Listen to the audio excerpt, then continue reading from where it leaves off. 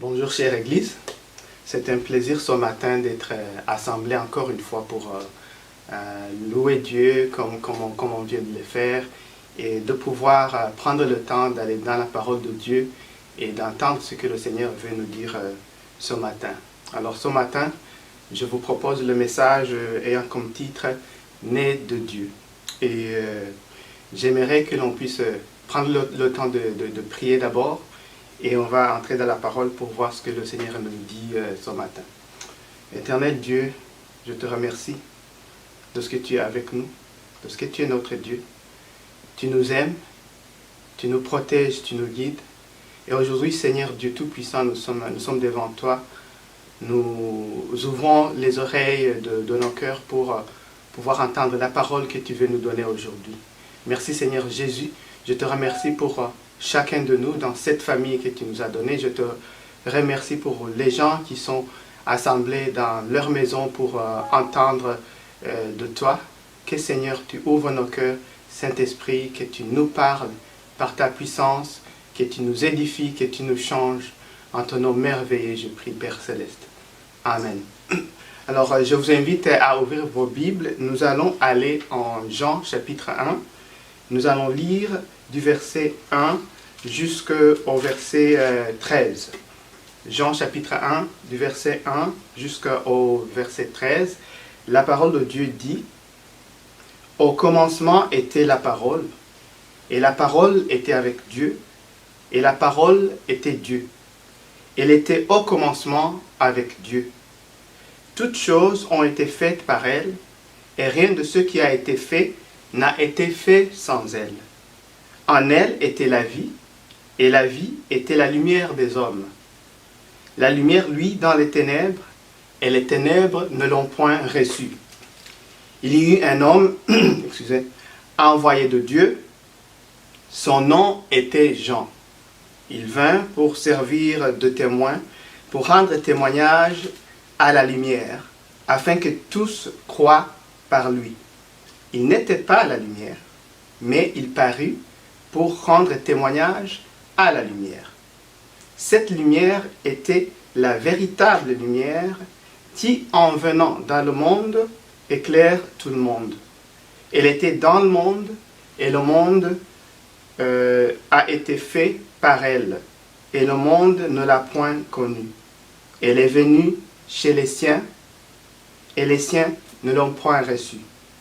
Mais, au verset 12, « Mais à ceux qui l'ont reçu, à ceux qui croient en son nom, elle a donné le pouvoir de devenir enfants de Dieu, lesquels sont nés non du sang, ni de la volonté de la chair, ni de la volonté de l'homme, mais de Dieu. » Ici, ce passage, c'est Jean l'apôtre de Jésus, qui est en train évidemment de donner témoignage à propos de Jésus, sous l'inspiration du Saint-Esprit, comme on le connaît.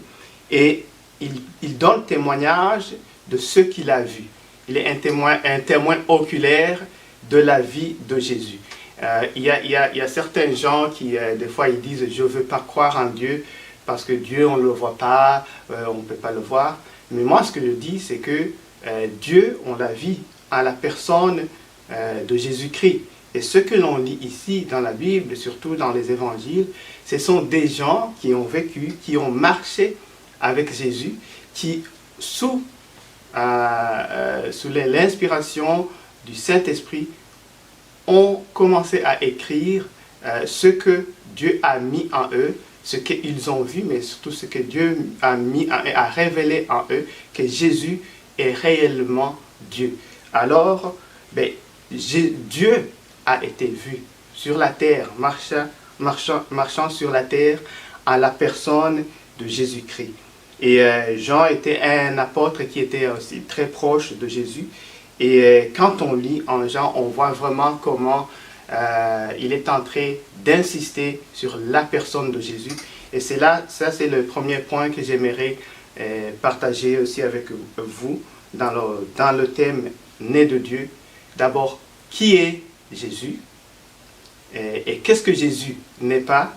Puis on verra un troisième point qui est qu'est-ce que Jésus est venu faire et qu'est-ce que cela implique pour nous de ce que l'on est et de ce que l'on n'est pas. Alors, Jean ici, il parle aussi du témoignage de Jean. Alors, au verset 6, il dit, il y eut un homme envoyé de Dieu, son nom était Jean. Alors, on a deux témoins qui sont mentionnés dans ce passage.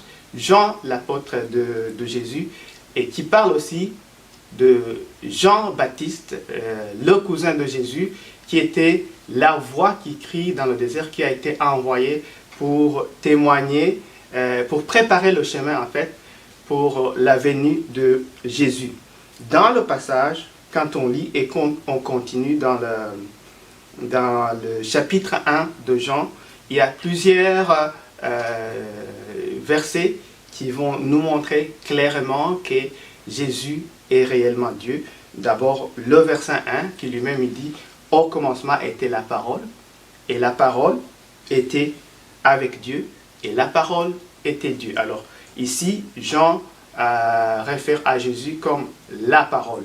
Il dit aussi la lumière. Jésus est la lumière qui est venue pour éclairer le monde. Et au verset, si on va au verset 34 de Jean, la parole de Dieu dit « Et j'ai vu et j'ai rendu témoignage qu'il est le Fils de Dieu. » Alors, ici, c'était Jean-Baptiste qui a rendu témoignage quand les gens lui demandaient « Est-ce que c'est toi qui devais venir ?» Parce que les gens attendaient le Fils de Dieu et le Christ. Il a dit « Non, ce n'est pas moi, mais c'est lui qui vient après moi, a été avant moi, et il est plus grand que moi. » Et donc, il t'a donné témoignage du fait que Jésus est Dieu. Il est la parole, la lumière du monde, il est le Fils de Dieu.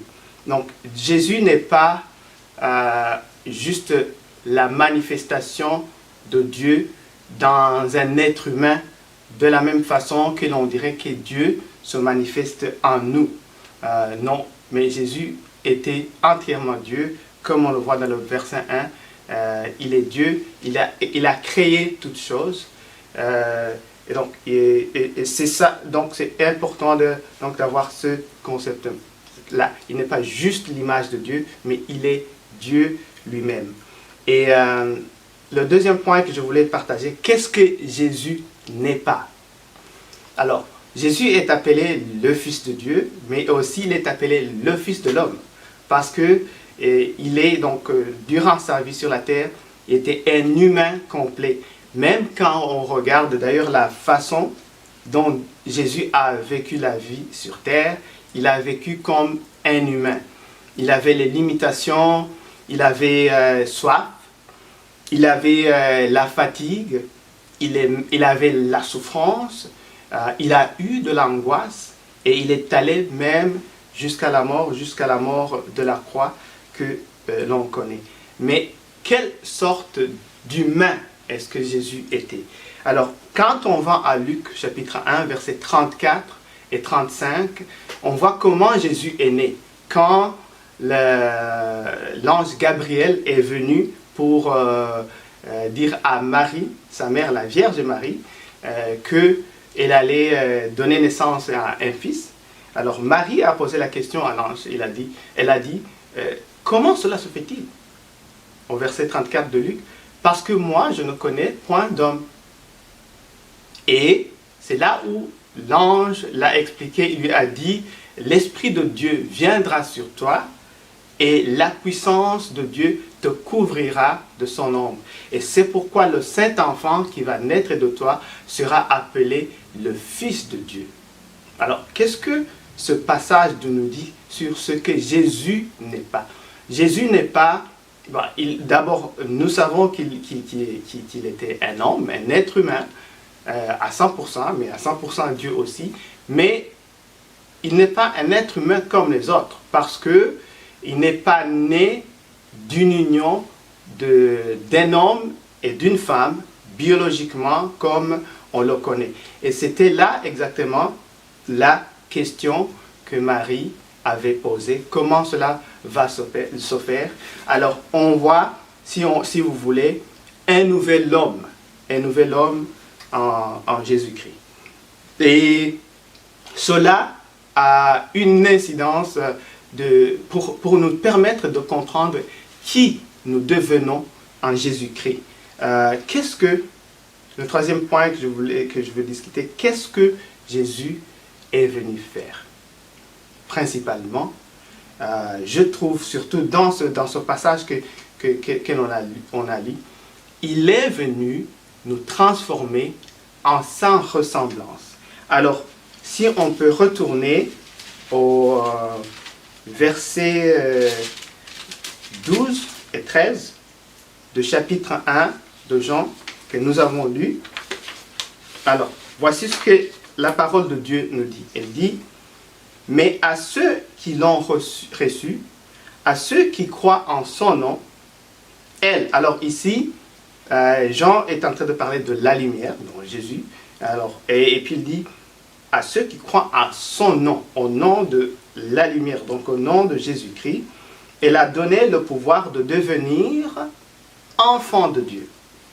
Alors, je disais, Jésus est venu nous transformer en sa ressemblance. Et ici, et la parole de Dieu nous dit, et il nous a donné la puissance de devenir enfant de Dieu, lui-même étant appelé fils de Dieu.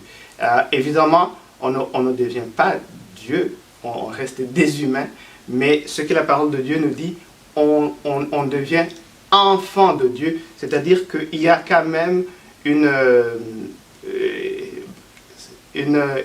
descendance de Dieu qui se crée en nous quand nous croyons en Jésus-Christ.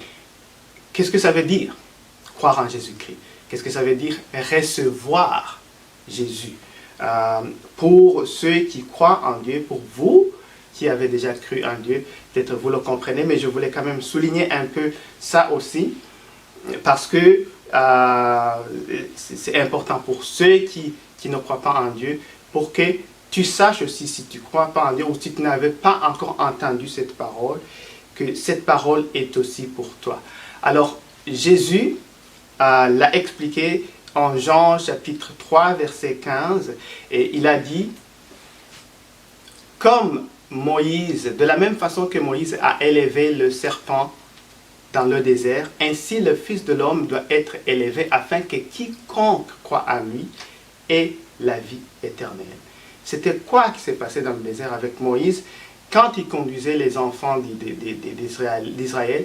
Ils se sont rebellés à un certain moment, à plusieurs moments en fait, contre Dieu, contre Moïse lui-même. Donc il y avait une perte en fait de confiance en Dieu par le peuple, et il y a eu une attaque de serpent comme conséquence. Mais Dieu a donné des instructions à Moïse de faire un serpent en airain, ou en fer, je crois. Et ce n'était pas un vrai serpent, mais c'était un symbole lui-même.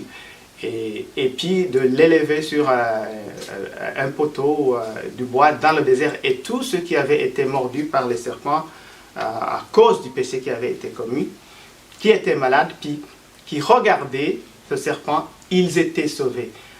On voit en fait dans ça un retournement où Dieu amène les gens maintenant à faire confiance à ce qu'il offre comme le moyen du salut.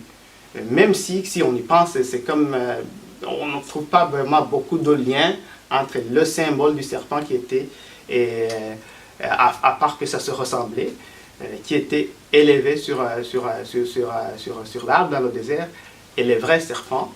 Mais je crois que la question ou le fait fondamental, c'est que ceux qui ont cru à cette parole de Dieu et qui regardaient, ils ont eu le salut.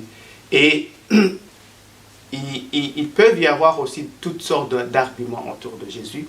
Les gens qui peuvent dire, est-ce que le fait que Jésus est mort, comment est-ce que ça montre que c'est ça le salut? On pourrait avoir toute une prédication là-dessus, mais la parole de Dieu, et Jésus lui-même, il le précise, c'est vraiment en ayant la foi dans cette parole que Jésus nous a donné, qu'il est venu pour mourir pour nos péchés et afin que nous puissions avoir la vie éternelle. Alors, quand on accepte cette vérité pour notre vie, donc que Jésus est mort, qu'il a reçu la punition pour nos péchés et qu'il est donc ressuscité pour nous donner la vie éternelle, c'est ça donc recevoir Jésus, c'est ça donc croire en Jésus. Et si tu n'as pas encore cru en Jésus, si tu n'as pas encore reçu Jésus, c'est ça le message que l'on te donne aujourd'hui, que Jésus est mort pour tes péchés, qu'on n'a pas besoin d'essayer de se justifier en faisant de bonnes choses, mais que c'est en acceptant la rédemption et le rachat que Jésus a fait, que l'on a la vie éternelle et que finalement, Jésus, comme il a dit, quand on le reçoit, il vient à nous, lui et le Père, et le Saint-Esprit vient à nous, et c'est ça qui nous transforme à une nouvelle création. Et ce qui m'amène au point suivant, qu'est-ce que cela veut dire pour nous? Ce que Jésus a fait en termes de qui nous sommes et qui nous ne sommes pas. Si on va alors, encore une fois, Jean chapitre 1, versets 12 et 13, « Mais à ceux qui l'ont reçu, à ceux qui croient en son nom, il a donné le pouvoir de devenir enfants de Dieu. » Alors, nous faisons, quand on croit en Jésus, quand on le reçoit, comme je viens de le dire, nous devenons enfants de Dieu, c'est-à-dire notre existence, à partir de ce moment, se définit par notre lien à Dieu. Et je crois que c'est en 2 Corinthiens chapitre 5, verset 17, je crois que c'est la parole de Dieu nous dit que si quelqu'un est en Christ, il est une nouvelle créature ou une nouvelle création. Et la parole de Dieu dit que les choses anciennes sont passées et voici, toutes choses sont devenues nouvelles. Alors, on peut se dire, mais attends, je reste quand même un humain, j'ai des parents qui m'ont mis au monde physiquement, oui, mais quand Jésus expliquait à Nicodème à propos de naître de nouveau, il lui disait, il faut que tu naisses de nouveau. Et Nicodème a dit, mais comment, ça c'est en Jean chapitre 3. Et il disait, mais comment ça se fait, ça peut se passer? Est-ce que je vais retourner dans le ventre de ma mère pour être né de nouveau encore? Mais ce que Jésus a dit, il a dit, ce qui est né de la chair est la chair. Et ce qui est né de l'esprit est esprit. Alors, Dieu est esprit. Mais quand on parle de la naissance, de la nouvelle naissance, aussi Jésus a dit que c'est l'esprit qui donne la vie. Le corps n'est rien. Parce que si on veut, l'esprit lui-même, ce qui nous donne la vie, c'est l'esprit de Dieu. Et même si on regarde à l'origine, au commencement, quand Dieu a créé l'être humain, la parole de Dieu nous dit, ça c'est en Genèse chapitre 2, verset 7, que Dieu a créé l'homme, il l'a créé à son image, il a créé homme et femme. Ça c'est, excuse-moi, ça c'est en Genèse chapitre 1, verset 27. Au chapitre 2, verset 7 de Genèse, la parole de Dieu nous dit que Dieu a soufflé dans les narines de l'être humain et l'homme est devenu une âme vivante. Donc, à l'origine même, ce qui fait de nous un être humain, c'est vraiment, c'est ce souffle de Dieu. Et nous savons que le péché a tout corrompu, mais Dieu a envoyé Jésus pour qu'il puisse restaurer notre esprit. Alors on voit en fait on voit dans la nouvelle naissance en Jésus, c'est une restauration de cette appartenance à notre Père. Quand on va dans, je crois que c'est en Matthieu, quand on parle de la généalogie de Jésus, il y a un évangile qui va jusqu'à Adam, et puis qui dit Adam, fils de Dieu. Parce que Adam et Ève, ils n'avaient pas des parents, en fait, terrestres. Leurs parents, c'était Dieu. Alors, et on voit la relation que Dieu avait directement avec Adam et Ève avant le péché. Et je vois que dans la nouvelle naissance, notre esprit est retourné dans cet état de l'appartenance à Dieu comme notre Père direct. Il y a quelques jours de ça, notre frère Quen nous a donné un témoignage, nous a rappelé ça en disant, je crois qu'il y avait un prêtre ou un pasteur qui était en train de prier, puis qui a proposé aux gens de prier notre Père qui est aux cieux. Et il a dit notre Père, et puis c'est arrêté là. Et les gens ont entendu, et finalement, quand ils ont ouvert les yeux, il était en pleurs parce qu'il venait d'avoir la révélation profonde du fait que Dieu est notre Père. Et je crois que c'est quelque chose que Dieu veut nous souligner, nous ressouligner encore une fois aujourd'hui, excuse-moi, qu'il est vraiment notre Père qui est dans les cieux. Ce n'est pas pour rien qu'il nous a enseigné à prier notre Père qui est aux cieux, parce qu'il est notre Père. Et la parole de Dieu ici vient de nous dire que nous devenons enfants de Dieu en croyant en Jésus. Et cela vient avec tous les privilèges et tous les avantages que nous avons en tant qu'enfants de Dieu. C'est-à-dire que notre existence à partir de ce moment se définit par le fait que nous sommes enfants de Dieu. Et c'est pourquoi la parole de Dieu nous dit « Je puis tout par Christ qui me fortifie ». Et je sais que des fois, oui, nous respectons nos parents terrestres, mais si on a des parents qui nous encouragent, c'est une bonne chose. Mais des fois, quelqu'un peut avoir un passé, et je sais que je parle à quelqu'un qui peut-être a été affecté par le fait que les parents ont prononcé des paroles qui ne sont pas bonnes sur ta vie. Et ici, Dieu est en train de nous rappeler qu'il est notre Père. À partir du moment que nous avons reçu Jésus, nous sommes nés du Père Céleste. Et voici le cinquième point que je voulais souligner, c'est ce que l'on n'est pas quand on reçoit Jésus. La parole de Dieu, qu'est-ce qu'elle nous dit ici? Elle dit, elle a donné le pouvoir de devenir enfants de Dieu, lesquels sont nés non du sang, ni de la volonté de la chair, ni de la volonté de l'homme, mais de Dieu. Nés de Dieu. Nous ne sommes pas nés de la volonté du sang, ni de la volonté de la chair, ni de la volonté de l'homme, mais nous sommes nés de Dieu. La parole de Dieu vient insister non pas sur ce que nous sommes, mais ce que nous ne sommes pas quand on est une nouvelle créature. Alors, encore une fois, on n'est pas en train de nier le fait que l'on a les parents, mais la parole de Dieu, c'est la parole qui a créé toutes choses. Et quand la parole de Dieu dit que nous devenons une nouvelle création quand nous recevons Jésus, et qu'elle dit que nous sommes maintenant nés de Dieu et que nous ne sommes pas, c'est que c'est vraiment ça la vérité.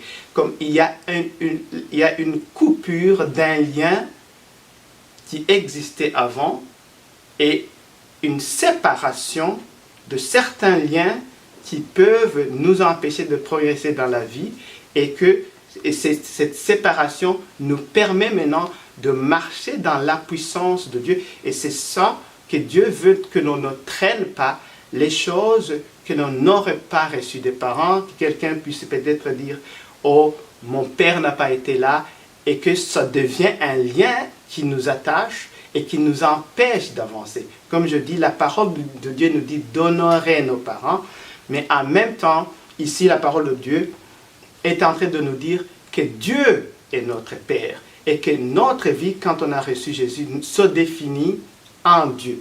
Alors, si je peux donner un exemple, quand un enfant est né, on coupe le cordon ombilical pour le séparer de la mère, et puis l'enfant n'est plus nourri directement à travers la mère, mais elle continue de téter le lait à partir du sein de sa maman, mais finalement l'enfant grandit, et une fois que l'enfant grandit, l'enfant va manger indépendamment et grandir à partir de ce qu'il mange, mais non pas de ce qu'il mange de sa mère.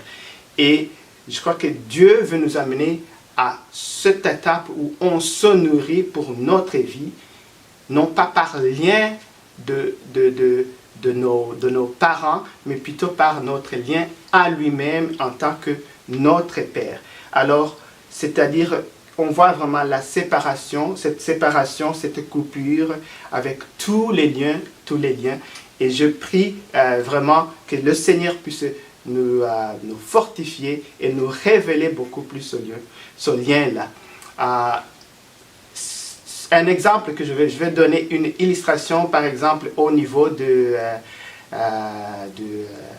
prenons par exemple un ordinateur. Quand tu vois l'ordinateur, j'en ai un ici, il y a ce qui est à l'extérieur.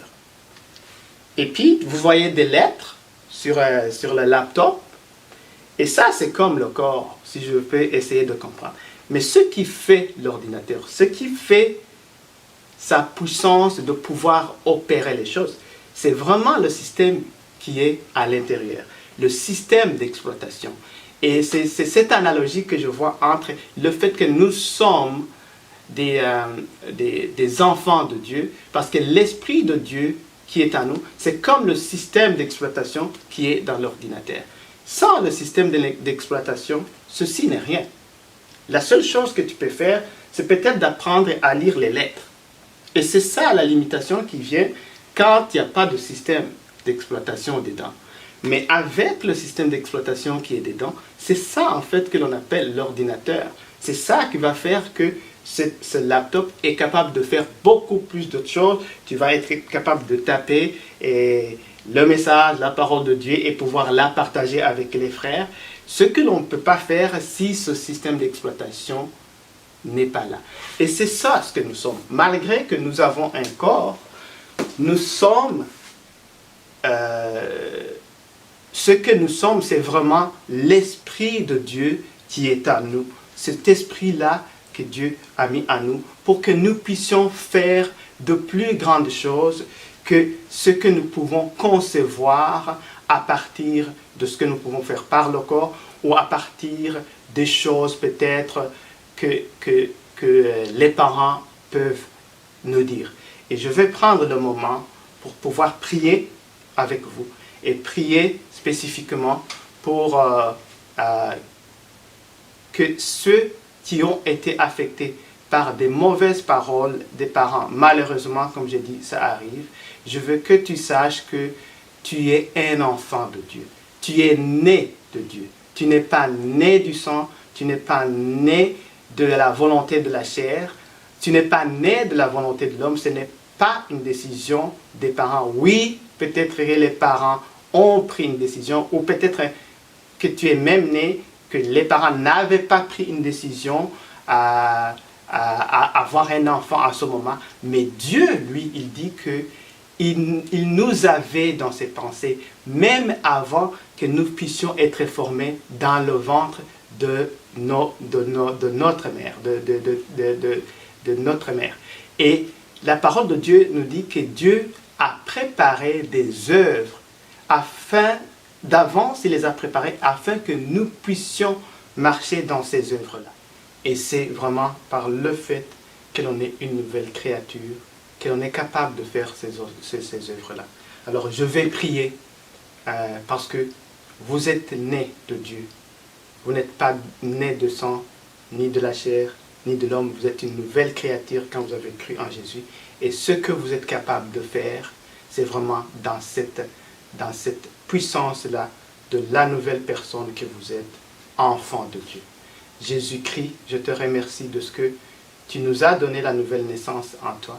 Et en ce moment, que Seigneur, ta puissance puisse se révéler dans chacun de nous aujourd'hui, dans chaque enfant auquel tu as donné naissance, qui écoute ta parole aujourd'hui, afin que cette vérité de qui on est en toi, tes enfants, surpasse toutes sortes d'idées ou de paroles négatives que quelqu'un aurait entendues, des parents ou d'autres personnes. J'annule ça au nom de Jésus-Christ et je déclare que ta puissance et que ta nature va se manifester au-delà de ce que l'on pense et que l'on imagine dans chacun des enfants auxquels tu as donné naissance en tant qu'enfant de Dieu, à la gloire de ton Saint-Nom. Au nom de Jésus-Christ, je prie. Amen. Merci, que Dieu vous bénisse.